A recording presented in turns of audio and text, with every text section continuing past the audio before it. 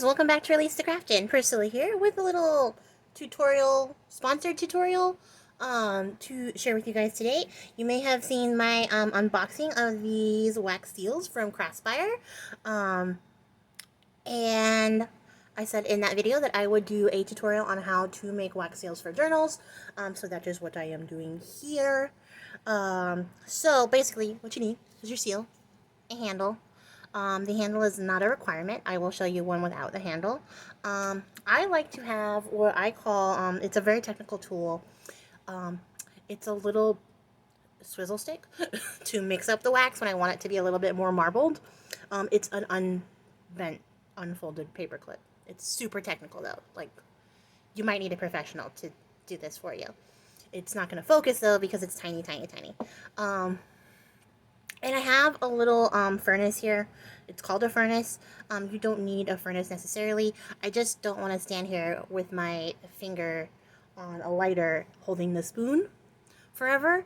Or a candle and spoon. I have a candle in here. Like, it holds a little candle down there. And it will heat up the wax for me. And I don't have to hold the spoon because lazy life.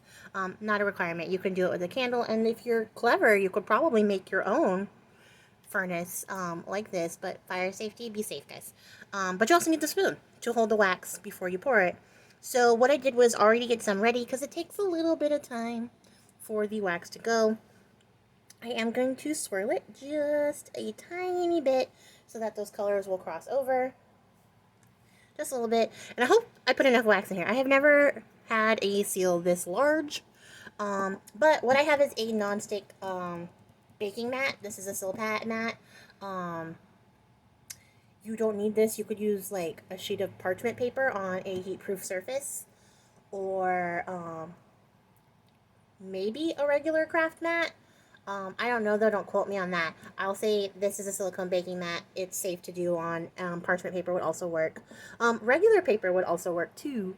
Just make sure the surface underneath it is heat-proof so that you don't like scorch your desk or anything, because it's going to be hot. But I put like 6 little wax cubes in here. Hope that's going to be enough for this size. I have never made anything this big, so of course it's going to be the first one I show you guys. I guess it's got to be kind of longish and not just like a blob like I normally would. But I'm just going to dump it onto my mat directly. I chose a bunch of fall colors for this, and I'm going to try to get as much of it out of the spoon as possible. Whatever stays, stays. And then I'm just going to line it up and give it a good press. And hopefully we got the full image with that. And we're just going to let that set. And while that sets, I'm going to look in here. Sometimes I'll wipe this out with like a little baby wipe or a paper towel. Try not to get your fingers in here. The spoon is really hot. It's really hot, guys. But other times I'll just leave it and build on top of it so I don't waste any wax. So I have a sun stamp.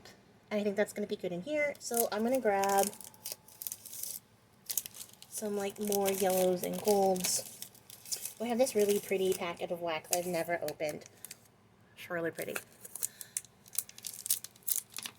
Oh my gosh, explosion. So I'm going to drop a couple of those in there. I always err on the side of using too much wax versus not enough.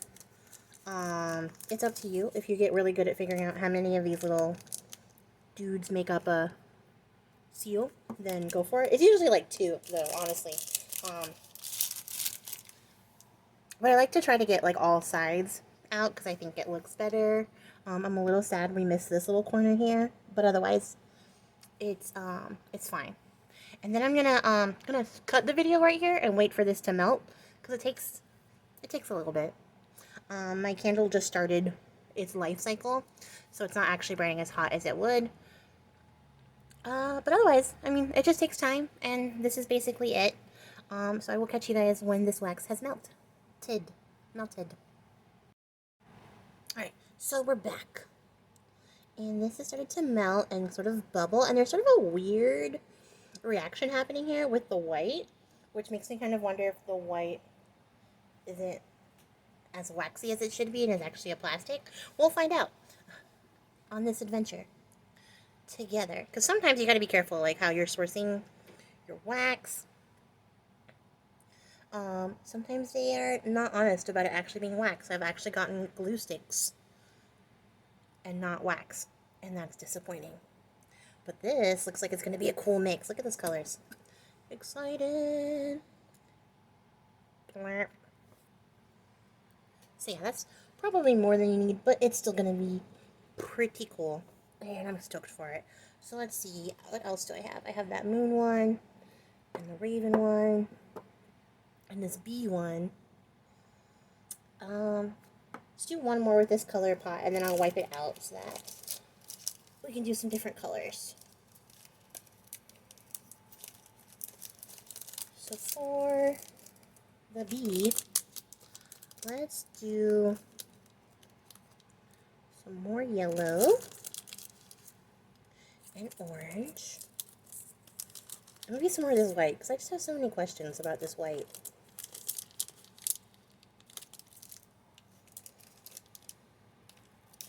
That's essentially it, guys. So let's see how our first one came out while we're waiting for this to cook down. So that's cool. And then the cool thing about having a silicone mat is I can just reach underneath it and pop it up. So that came out really nice. Ugh. Focus.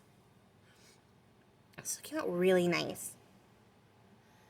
Like, the quality on that stamp is really good, and I said I would do like a further review when we used it, and that is how I feel. I feel like it's really good. So let me see. I have some gold wax under here, which I think will help that image pop, and then you guys will be able to see it a little better. Not a requirement, but definitely a fun accessory. You could also use like a paint pen, or like a gold marker. I have this dried up tub of Inca Gold that I am refusing to give up on, so I just kind of wet my finger a little bit and then get in there. But it really does work still. It just gets hard. It doesn't go bad. But it does bring our little image to life so you guys can see the detail in that. And it has some really fine details. So I'm happy with the quality on that. So let's see. Let me bring it up so you guys can see it again.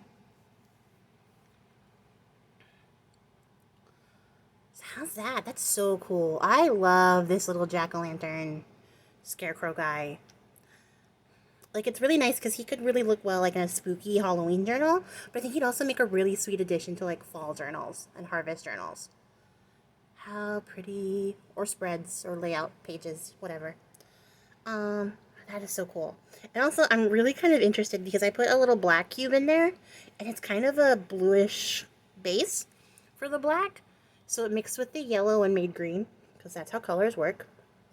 But I love how that like came out. Like, that effect is really cool. So remember too, when you're mixing colors, remember your color wheel. And let's see, this one is probably done. So let me put these over here so I don't get confused. Can I get it? There we go. So that's really pretty. Really nice quality. I love this. And I love the colors in that. That's so fun. It came out with this like really nice like marble technique or marble look on the bottom. And then it's not going to focus. I'm just going to swirl this together for the bee guy. I'm going to scrape the bottom of this a little bit so we can scrape up some of those colors that are down there. And then just wipe off the excess. Super technical swizzler. A wooden toothpick would also work well, though. I'm not going to aggrandize it. It's just my preferred tool. And maybe we'll see if we can use the other end, the roundish end, to pull out some more of that wax so it doesn't go to waste.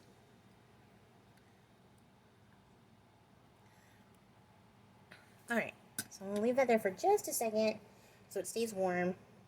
And we can pop our stamp on it. There's the bee. And this one has no handle, so you guys can see they still work if you don't have enough handles. But so far, I gotta say, I'm really impressed with the quality here. And now I'm just gonna wipe this out. Be careful of your fingies.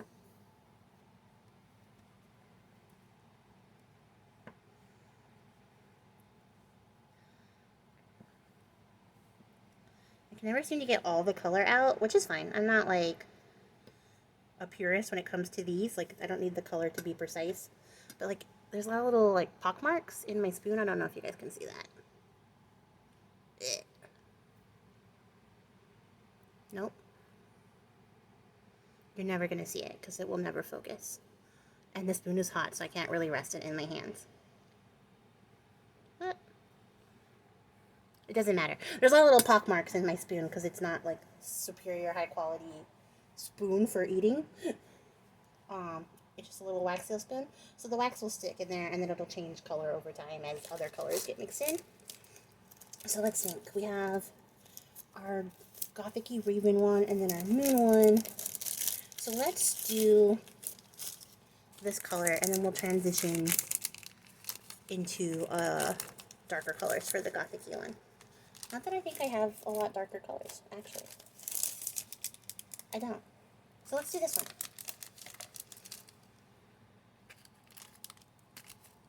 And then we'll use this one for our Raven-y one. I need to just buy like a bag of black, I think. Also figure out what I'm doing with that in a second.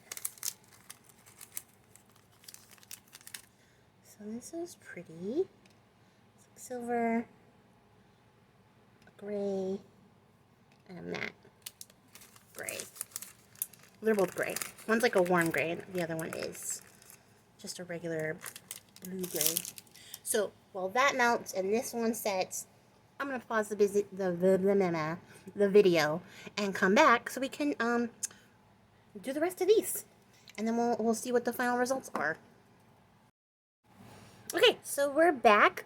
I did the moon stamp already, and the Gothic stamp is percolating a little bit under here. So I wanted to do my final takeaway because this is supposed to also be a review of these Craspire wax seal stamps. So let's see. This one is really cool. Oh, there we go. Popped right off. That came out super cool. Alright, so I have a black wax, but I don't think it'll pop on this. I have a silver wax, but I don't feel like getting up to get it. So I have this blue wax, and that's what we're going to use, because I used some blue in this, like, wax color blend. This is the Prima Art Alchemy wax in Blue Lagoon. It's a really pretty color. It's a really soft wax, though. It's not my favorite for, like, decorating stamps, because you gotta kind of, like, tap it onto the bolder spots to make it stay. Because it's just such a soft wax. But it works. It'll dry down and it'll work just fine. And because I was being lazy and don't want to go get my proper colors, that's what we're using. So, here is our Harvest Jack-o'-lantern stamp. Seal. Looks really nice. We saw the sun already. Also, very nice. And then there is the bee. I really love the intricate, like, knotwork detail on this one. That came out really nice. And I hit this one with the gold wax tail. And then here is the oval moon stamp. I really love this one. So pretty. I ended up using another, like, light blue in the wax mix. So it's way more wax than I actually needed. But I love the color combo and how that came out. And I used some of that Prima wax on top of this too. So really pretty. Love that one. And then here is the last one.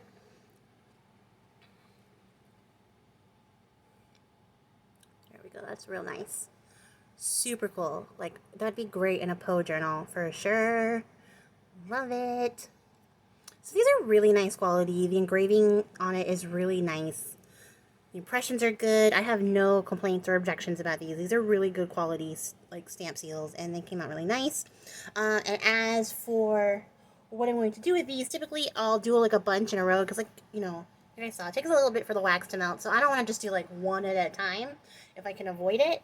I like to do a bunch at a time and get rid of them. And then I have a bunch of these little chiffon bags from, like, various unboxing boxes, and I just sort of collect them in here, leave them in there, and then keep them with my waxes and stuff, so that when I am, like, decorating and embellishing stuff, I can just easily pull these out and glue them down without having to like worry about dragging this whole setup out or waiting for everything to be done. It's already good to go. So I like to do a bunch of these ahead of time. I typically don't wax them all, but I wanted you guys to be able to see them and see the details on camera. So I just leave them like uncolored until I need them, and then I will try to match them to whatever I'm using them for.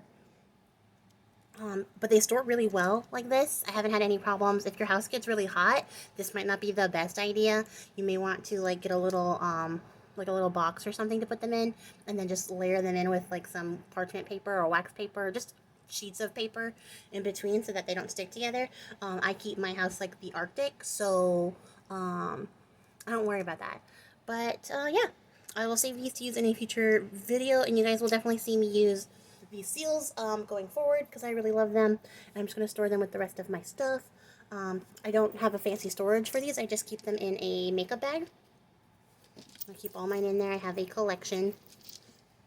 And then I keep my waxes also in a makeup bag because I have a lot of little tiny bags.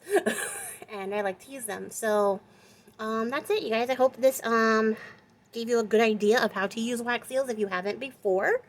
And if you have, let me know what your favorite stamp looks like which one you use the most in the comments below. And if you check out Craspire, let me know. Like I said, I will link them in the description box. That's where I got these ones from. They sent them to me for free for review. But it's not an affiliate link, so I don't get paid anything if you guys click on it. Transparency. And like I said, I'm giving my honest review for them, and I'm really happy with them. I think they're really nice quality. I think they're really great. Honestly, the only downside is how long it takes to get here. And I think maybe it might be a little bit price prohibitive for some people. They're a little bit pricier than normal, but they are really nice quality. So, like, that's the trade-off, is getting really good quality, or like, you know, you could end up with like a bunk one with bad impressions or something, and that would be no bueno because that's just money wasted.